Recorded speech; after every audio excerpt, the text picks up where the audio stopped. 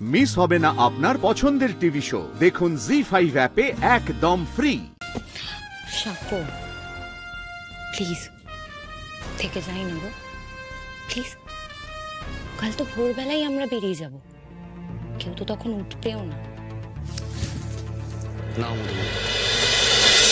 কাজটা কিন্তু ঠিক হলো না কাকু, আমারও ব্যাপারটা ভালো লাগেনি। আরে আরশি যখন লজিক্যালি বোঝালো, বাবলুদা কিন্তু বুঝলো ব্যাপারটা, কিন্তু মধুবনী ঢিঠ হয়ে বসে রইল। আরে মধুবনী তো ওকে পার্সোনাল শত্রু ভেবে বসে আছে, ওর কোনো ভালো কিছুই ওর আর চোখে পড়ছে না। আরে মধুবনীতে তো এমনই, খুবই ডমিনেটিং। ও যা চায় যেভাবে চায় সেটা যদি না হয় তাহলে ব্যাস। না না, দোষটা তো তোর মাসি আর বড় মাসির। ওরা তো তাকে মাথায় তুলে নাচছে দিন রাত, আর ও তো চড়ি ঘোরাবেই। ও ভেবেছিল বোধহয় আরশিও ওদেরই দলের। দেখো কাকু, আমি কিন্তু গোয়ার মেয়ে নই, লজিক্যালি কথা বলি। আজকে যদি আমার দোষ থাকতো আমি 100% হজম করে নিতাম, কিন্তু আমি উপকার করার পরে ওই মেয়েটা কেন আমাকে মারতে এলো? আরে হিরোইন বলে কি 7 খুন মাফ নাকি? কে ও? ও ভাবলো কি করে আমার গায়ে হাত তোলা যায়? আরে আমার বাবা মা কোনোদিন আমার গায়ে হাত তোলেনি, সেখানে ও বলছে মারটা তোলা থাকলো। আরে কি ভাবে ও নিজেকে? আরে টেনে একটা দিলি না কেন, টের পেয়ে যেত। আহ বড় খোকা, এ কি শিক্ষা দিচ্ছিস তুই? না দিদি ভাই, কারোর গায়ে হাত তোলাটা ঠিক নয়। ছি। বাহ, আমার বেলায় ছি, আর ও যে আমার গায়ে হাত তুলতে গেল। তুমি অধম হইলে আমি উত্তম হব না কেন? উফ ঠাম্মি, উত্তম কুমারের কি প্লেসমেন্ট দিলে?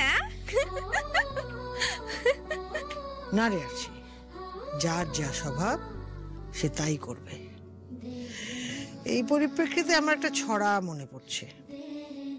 কুকুরের কাজ কুকুর করেছে, কামড় দিয়েছে পায়, তাই বলে কুকুরকে কামড়ানো মানুষের শোভা পায়। কিরে অঞ্জিয়ার মন খারাপ করিস না।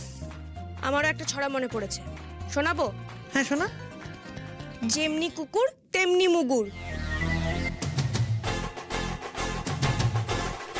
রে বাপ রে বাপ, এই রাত বিরেতে আর তোকে মুগুর দেখাতে হবে।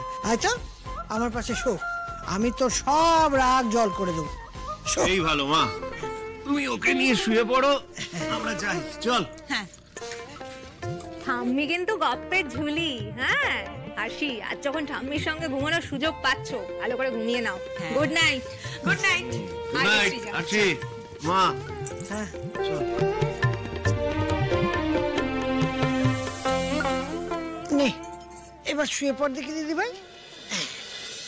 আচ্ছা ঠাম্মি, তোমাদের বাড়িতে সবার মধ্যে সম্পর্কগুলো আমি একটু একটু করে বুঝতে পারছি, কিন্তু সৃজা আর অরুন্ধতী দিয়ে এরা কারা গো? তোমাদের সাথে ব্লাড রিলেশন আছে? না না, তবে রক্তের সম্পর্ক চেয়েও বেশি। অরুন্ধতী হলো আমার মেজ বৌমা, ওর বোনের মেয়ে। বেচারা যখন ছোট ছিল না, তখন ওর বাবা মা দুজনেই গাড়ি অ্যাক্সিডেন্টে মারা যায়। তারপরে ওই মেয়েকে আমি আমার কাছে এনে রাখি। ভারী গুণী মেয়ে জানিস, নিজের ইচ্ছে লেখাপড়া শিখে আজও ডাক্তার হয়েছে। আর সৃজা? ওর বাড়ি আমাদের পাড়াতে, তবে বাড়ি বলে ভুল হবে। ওর মা মারা যাবার পর ওর বাবা আবার বিয়ে করেন। সৎ মায়ের কাছে লাথিঝাঁটা খেয়ে ও বেঁচেছিল। তখন আমি ওকে আমার কাছে নিয়ে আসি। সায়কের সঙ্গে ওর বিয়ের কথা পাকা হয়ে আছে। ওদের সবার মধ্যে কত কষ্ট না ঠাম্মি, দেখলে বোঝাই যায় না। কষ্ট চেপে হাসতে তবে একা আরশি পারে না। বজরংবলীর কৃপায় তবুও তো আমার সাথে আমার মা বাবা আছে, ওদের সাথে তো তুমি ছাড়া আর কেউ নেই ঠাম্মি। উমা, তুই কাঁদছিস কেন? কই না তো ঠাম্মি। তবে বাবার জন্য হঠাৎ মন কেমন করে উঠলো গো ঠাম্মি।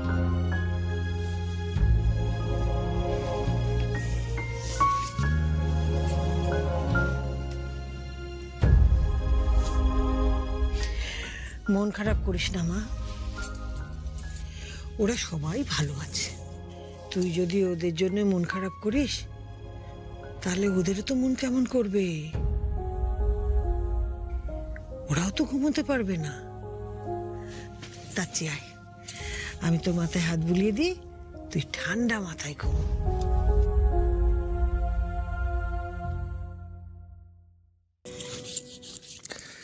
না মধুবনী, অনেকটা রাত হয়ে গেছে, লেট হয়ে যাচ্ছে, কাল আবার আর্লি মর্নিং কল আছে। যাও ঘুমিয়ে পড়ো।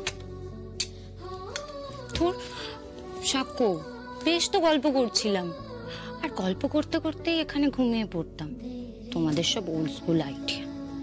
আরে বিয়ের আগে কি আমরা একসাথে এক ঘরে থাকতে পারি না? একদিন তো আমরা এখানে একসাথেই থাকবো। তাহলে এখন থাকতে দোষ কোথায়? সব আমার ভীষণ ইরিটেটিং লাগে। সাক্ষ্য, প্লিজ থেকে যাই না গো, প্লিজ। কাল তো ভোরবেলায় আমরা বেরিয়ে যাব, কেউ তো তখন উঠবেও না। না মধুবনী, বাড়িতে ঠাম্মি আছে, আর ঠাম্মি থাকতে এই বাড়িতে সব হবে না। দেখো, এত রাতে আর ঝামেলা বাড়িও না, যাও গিয়ে শুয়ে পড়ো। আর তাছাড়া কদিন পরেই তো আমাদের বিয়ে হচ্ছে, তখন না হয় একসাথে থেকো। বুঝেছি, বাট তোমাকে যেটা বললাম সেটা কিন্তু মাথায় রেখো সাক্ষ্য। ওই মেয়েটাকে নিয়ে তোমার বাড়ির লোকজন কিন্তু খুব মাথায় তুলে নাচছে। আমার কিন্তু একদম ভালো ঠেকছে না সাক্ষ্য। ওকে নিয়ে কিন্তু একদিন খুব বড় ঝামেলা হবে, তুমি দেখে নিও সাক্ষ্য। দেখো মধু, এসব আমি ছোটকার জন্যই করেছি, আশা করি তুমি বুঝতে পারছো। আমার না এসব নিয়ে আর ভাবতে ইচ্ছে করছে না। Good night.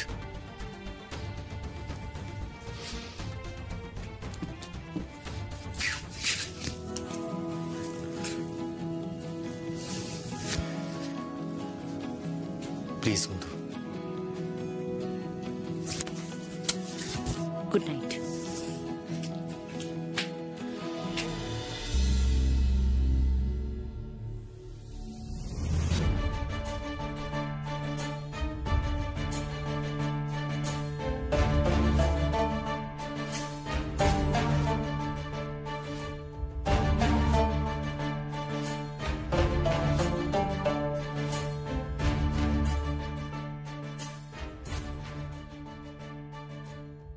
জি5 ডাউনলোড করুন আর সব এপিসোড দেখুন একদম ফ্রি।